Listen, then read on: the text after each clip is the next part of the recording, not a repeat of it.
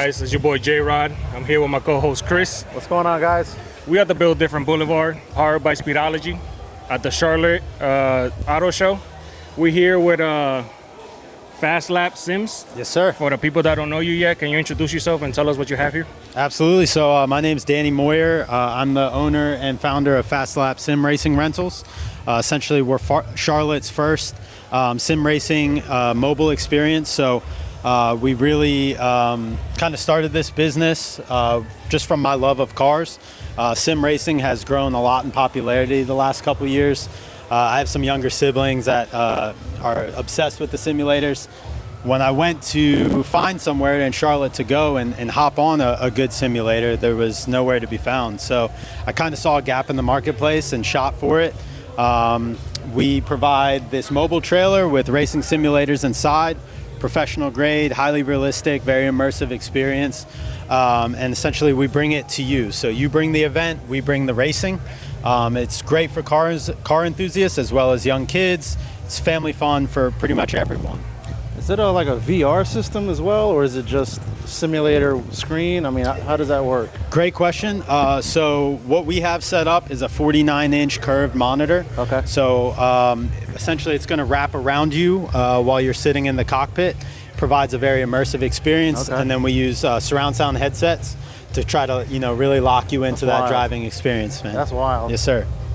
So, being that racing has become such a big part of our culture now, like, how do you see yourself moving in the future with the sim world and the racing world combined? Absolutely, great question. So Charlotte is really big for the car scene and definitely racing, to your point. So with this, I think our main bread and butter at this time, at least early on, we are brand new. I think we're going to focus more on younger events, birthday parties, graduation parties, things like that, private gatherings. And then as the business scales and we have a little bit more to invest, we'll up the quality of our simulators and the racing games that we use. And then we'll be able to do more corporate events, team building, a little bit more adult atmosphere, kind of turn up the simulation a little bit on the realism. Right on. And just be able to cater to any and all types of customer base.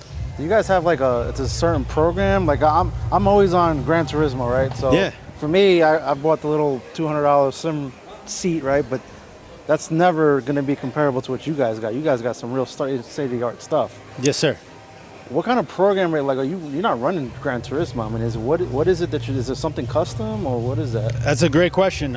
So we're running R Factor 2. Okay. We find that R Factor, it's not the most realistic of all of them, but it has the flexibility to where we can go down to a 6-year-old kid and we can make it. In fact, yesterday we had an 87-year-old try out the simulators. What? And that's pretty cool. He's like, I've been driving my whole life. I said, that's a fair point. And he hopped in and actually killed it. Really? He was really good at cool. it. And what's cool is we can adjust the settings to where it's not hyper realistic. You don't have to worry about the tires popping. Yeah. You don't have to worry about the tread wear, running out of gas. So we can kind of turn it down just a little bit to make it very enjoyable for everyone. But the goal, like I said, is to, in time, be able to up the quality, up the simulation and the realism to where we have some professional racers in the building today. Right. Would love it to be a very immersive and realistic experience for even someone of that caliber. Right. That's pretty cool, man. Yeah, that's insane. So what prompted you to go to the car community versus sim for arcade or like a shooting RPG game and stuff like that? Absolutely. So I myself, I've been in the cars my entire life. Fast and Furious came out when I was 5 years old. Just been obsessed ever since. I feel old as hell. I made it my goal to, I actually bought a Supra that's over there. And that really introduced me to a lot of the people that have their cars here today. And I found that the car community has just got some of the absolute coolest people around. There's really a space for everyone in this industry.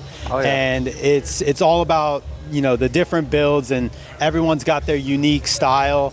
And that's what I really like about the car community. It's just so diverse, and you guys share the same passion. So with arcades, I think that you know, we would be limited in the age. Right. You know, as you kind of pass 18, it seems like the interest kind of falls off as daily life starts to get in the way.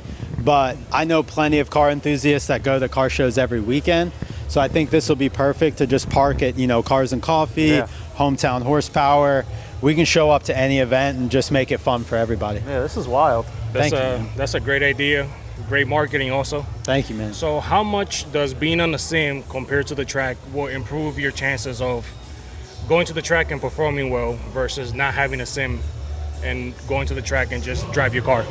Absolutely. So the first and foremost would be just being familiar with the track. Essentially, I can load up any even mildly known track in the world. They have all sorts of mods for the simulators I can download. So I could do Tail of the Dragon. I could do Charlotte Motor Speedway. Wow. Tons of customization. I can pick, let's say you're like, hey, I got a 69 Camaro SS and, you know, I have 600 horsepower. I'd like to race something like that.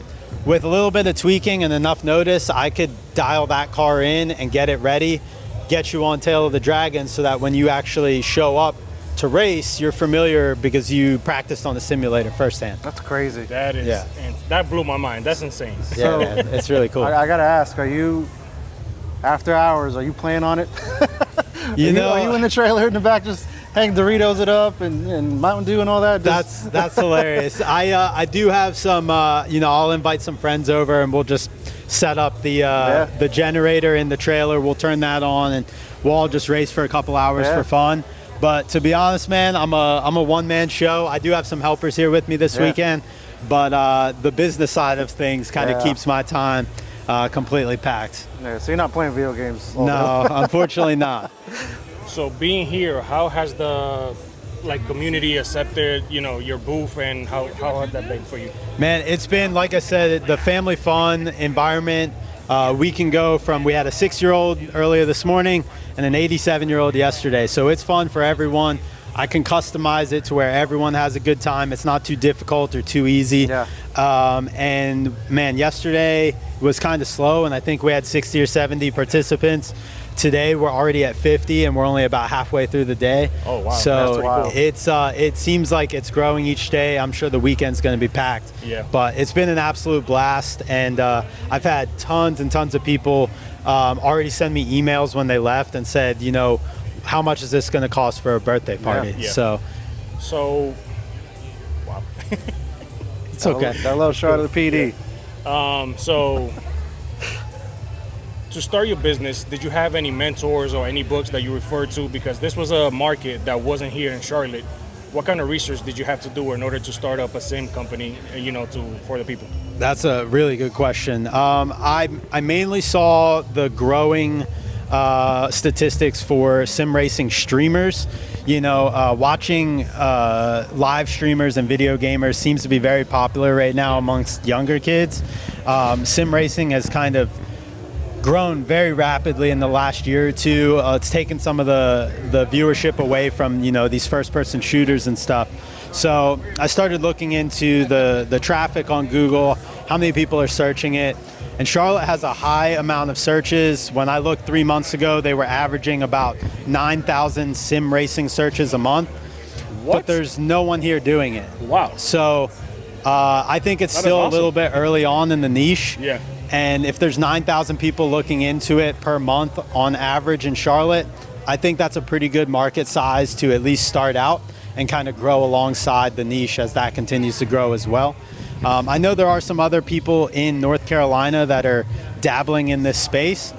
I think Charlotte's going to be a prized place for them to be, so I'm just trying to grow the footprint before someone else gets the idea. So, Well, it's good that you're kind of at the forefront. You're kind of leading the charge for that because, man. like you were saying, I've never heard of anything like this. You know, I've seen video game, you know, trailers for birthday parties and stuff and events, but specifically for sim racing that's so realistic, I've never seen. I've never seen anything like it in person. That's wild. At least online and stuff. So that's the feedback we've been getting is like, wow, this is incredible. And when I tell them the price compared to like a bounce house for a birthday party, I think we're hyper competitive in terms of pricing.